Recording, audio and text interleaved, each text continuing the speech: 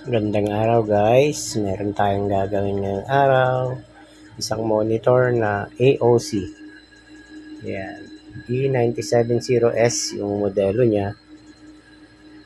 Yan. So, try nating saksak guys. Yan, so nakasaksak na. Dapat kasi guys, yung LED lights niya dapat pag naka-standby ay nag-blink siya guys. Pero as in deads po siya. So ito yung try natin gagawin ngayon.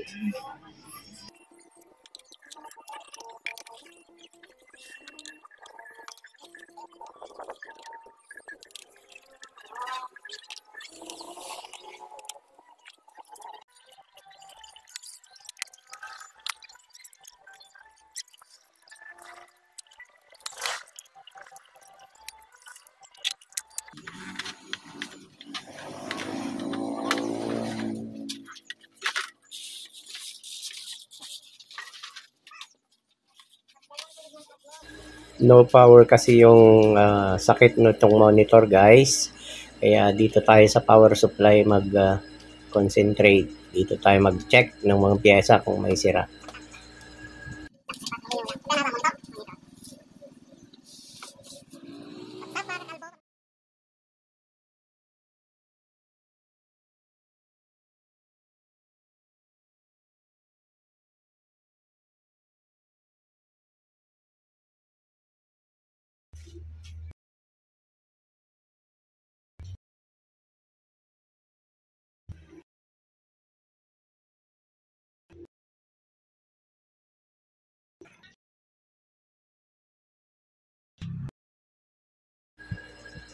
Manual checking tayo guys. So unahin muna natin dito sa may fuse niya.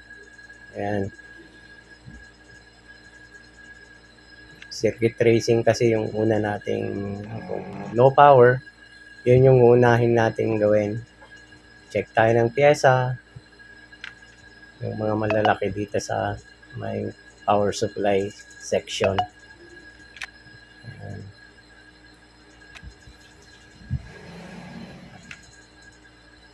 All goods naman guys yung mga diode niya.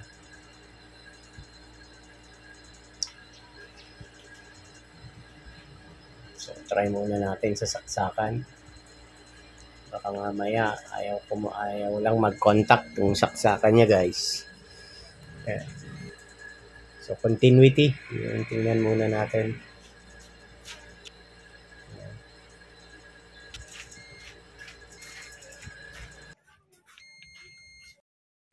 Di nyo na itatanong guys.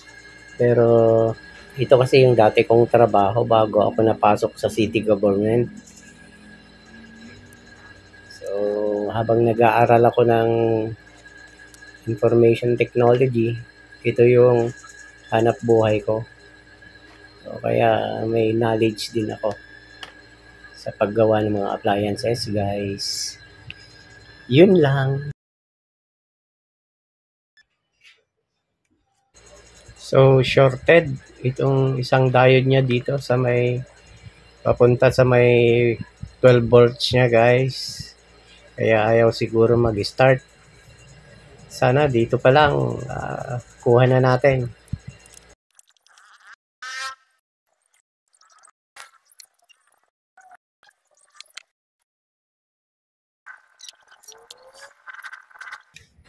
So compare natin yung sira, yung tinanggal natin tsaka yung pamalit natin. So ito yung sira.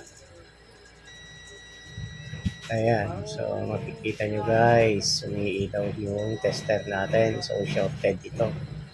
Dapat ang testing niyan, kabila lang ang may polarity guys, may reading. Yung isa, 0 siya, dapat walang reading para good yung diode. Yung kasing tinanggal natin ay kahit reverse ay may reading siya. Tumutunog yung tester, umiilaw.